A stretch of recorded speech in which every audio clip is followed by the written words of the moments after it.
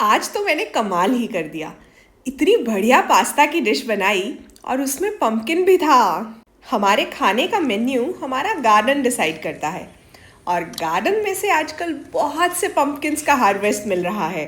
इसीलिए पिछले हफ्ते वाले कुकिंग व्लॉग में मैंने 1 पॉट पंपकिन राइस की रेसिपी शेयर की थी। नहीं देखी तो इस वीडियो के लास्ट में फिर से डाल दूंगी। अभी कुछ साल पहले तक ही मुझे कद्दू को छीलना काटना बहुत मुश्किल लगता था। ऐसा लगता था ये काम तो कर ही नहीं सकती मैं। और अब देखो उसे धोकर छील काट कर रेडी कर लिया है।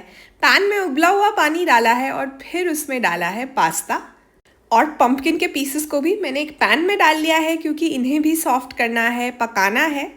लाइफ में ऐसा ही होता है, शुरू शुरू में हर चीज़ डिफ़िकल्ट लगती है, मुश्किल लगती है, डर लगता है, लेकिन अगर हार ना मान लो, गिव अप ना कर दो तो हर चीज़ आसान हो जाती है।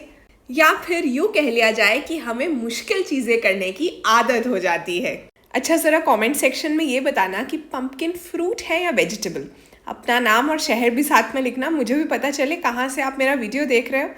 पास्ता तो ऑलमोस्ट उबलना शुरू हो गया था, लेकिन मैंने प्लान चेंज कर दिया। पंपकिन को पैन में पकाने की बजाय मैंने डिसाइड किया कि कुकर में पकाया जाए। तो नमक वाला पानी और पंपकिन के पीसेस को मैंने कुकर में शिफ्ट कर दिया क्योंकि इसमें ये जल्दी पक जाएगा, तो व्हाई नॉट। तो जितनी देर कद्दू पक रहा है मैंने उसके थोड़े से सीड्स खाए। एक कद्दू 500 से भी ज़्यादा सीड्स बना सकता है और ये सीड्स बहुत न्यूट्रिशियस होते हैं, बहुत से पौष्टिक गुण होते हैं इनके अंदर। यही तो सुखा कर, कई बार रोस्ट करके, नहीं तो बिना रोस्ट किए हुए बाज़ार में इतने महंगे बिकते हैं। और ये जो छिलके हैं, बाकी के सीड्स हैं, कंपोस्ट में जाएंगे। घर पर किचन के गीले कचरे से कंपोस्ट बना लेती हूँ मैं अपने गार्डन के लिए। गार्डन की बात चल ही रही है तो ये देखो, गार्डन में उगाया हुआ गार्लिक यानी लहसुन। अभी इस पर मिट्टी भी लगी हुई है। इसे अच्छी तरह से धो लिया मैंने। जो लोग घर पर कुछ ना कुछ उगाते हैं ना, उन्हें मेरी बात ज़रूर समझ आएगी। घर पर उगाई हुई कोई भी चीज़ बहुत फ्रेश होती है। मिट्टी दी खुशबू, मिट्टी दी खुशबू। कमेंट्स में ये भी ज़रूर शेयर करना कि आप में से कौन कौन से ऐसे लोग हैं जो खाना बनाते बनाते गाना भी गाते हैं। तो गार्लिक कट गया था, अब प्याज भी कट गया। इसके बाद एक कढ़ाई में मैंने तेल गरम किया, सरसों का तेल है। उसके बाद बारीक कटा हुआ प्याज और गार्लिक डाला है उसके अंदर। देखना है कि बहुत तेज़ गरम ना हो ताकि ये चीज़ें जल ना जाएं। पहली विसल के बाद मैंने कद्दू वाले कुकर को सिम पे कर दिया था, फिर दूसरी विसल आने के बाद बंद कर दिया। Almost 10 minute. कद्दू पक गया है अच्छे से। अब इसे ट्रांसफ़र कर रही हूँ अपने मिक्सी के जार के अंदर। ठंडा करके ही पेस्ट बनाना, थोड़ी देर के लिए इसे रखेंगे।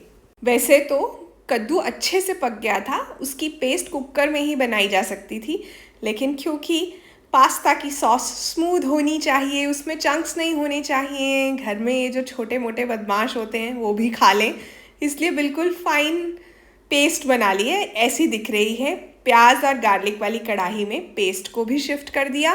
कल किसी ने कमेंट किया कि आप ना थोड़ा बन ठन के कुकिंग व्लॉग्स भी बनाया करो, ऐसा लगता है कि आप बीमार हो। पास्ता की सॉस में मैंने डाला नमक और चीनी। मुझे ऐसा लगता है कि अगर मैं बन ठन कर आ गई तो ऑडियंस के साथ चीटिंग है।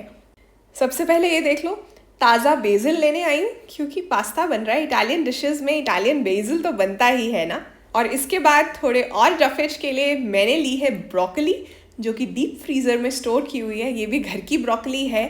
इसे ब्लांच करके स्टोर कर दिया था, तो थोड़ी ब्रोकली भी डाल दी सॉस के अंदर। देखो, नॉर्मली जब घर पर खाना बनता है, जो भी खाना बना रहा है, क्या वो बन ठन कर खाना बनाता है? नहीं। वैसे तो बनने संवरने की डेफिनेशन मेरे लिए सिंपल ही है, काजल, बिंदी, लिपस्टिक। तो सॉस में पास्ता जा चुका है। ये बैंगन की एंट्री क्यों हुई? गार्डन के बैंगन हैं, बहुत से बैंगन हार्वेस्ट हो रहे हैं, इनकी एंट्री भी कराऊंगी। तवे पर थोड़ा सा तेल गरम किया है और बैंगन की रिंग्स को पका रही हूँ। पास्ता के साथ अब मैंने फ्रोज़न स्वीट कॉर्न भी डाल दिया है। ये देखो, बैंगन भी तैयार है पककर। थोड़ा सा पिज़्ज़ा पास्ता सीजनिंग डाली है। ये जो बनने संवरने के नॉर्म्स हैं ना, ये सोसाइटी ने ही बनाए हैं और ये नॉर्म्स सिर्फ लड़कियों पर लागू होते हैं, लड़कों पर नहीं। लेकिन जैसी मैं हूँ, अगर बिल्कुल वैसे ही मैं कैमरा के सामने आ सकती हूँ तो आप भी कॉन्फिडेंटली कैमरा के सामने आ सकते हैं, यही मैं कहना चाहती हूँ।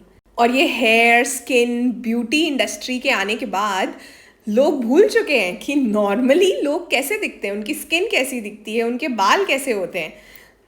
तो ये घर के चेरी टोमेटोज भी मैंने पास्ता में डाल दिए और ये देखो, वाह क्या बढ़िया कलर आया है। क्या लगता है कद्दू ना खाने वाले भी ये पास्ता खाएंगे? अगर आप उन्हें नहीं बताओगे ना कि इसमें कद्दू है तो वो खाएंगे, अगर बताओगे तो फिर नखरे कर सकते हैं। ताज़ा बेसिल डाला है जो हर्ब गार्डन से लिया था। अब साथ में बढ़िया सी ब्रेड हो जाए। ब्रेड की मैंने बहुत सी रेसिपीज शेयर की हैं चटोरी चेतना पर। आप यूट्यूब पर सर्च तो करके देखो, होल व्हीट ब्रेड चटोरी चेतना, सूजी ब्रेड ट्राई करना। इंस्टेंट वाली भी है जिसमें ज़्यादा देर रखना भी नहीं पड़ता बैटर को। और पास्ता के साथ अगर ब्रेड को अच्छे से टोस्ट किया हो ना ऐसे, फिर मज़ा आता है। प्लेटिंग तो देखो ज़रा, पास्ता के ऊपर फ्रेश ऑलिव ऑयल ड्रिजल किया है, थोड़ी ब्रेड रखी है, चीज़ थोड़ा तो बनता है, और ताज़ा बेसिल और वो बैंगन के क्रिस्पी रिंग्स मत भूल जाना। जाते जाते याद दिलाना चाहती हूँ कि इसलिए मत बदलो कि लोग आपको पसंद करने लगें। आप जैसे हो वैसे ही रहो, सही लोग आपको पसंद करने लगेंगे। पास्ता तो इतना बढ़िया बना है, अब मैं खुद से अपनी तारीफ क्या ही करूँ।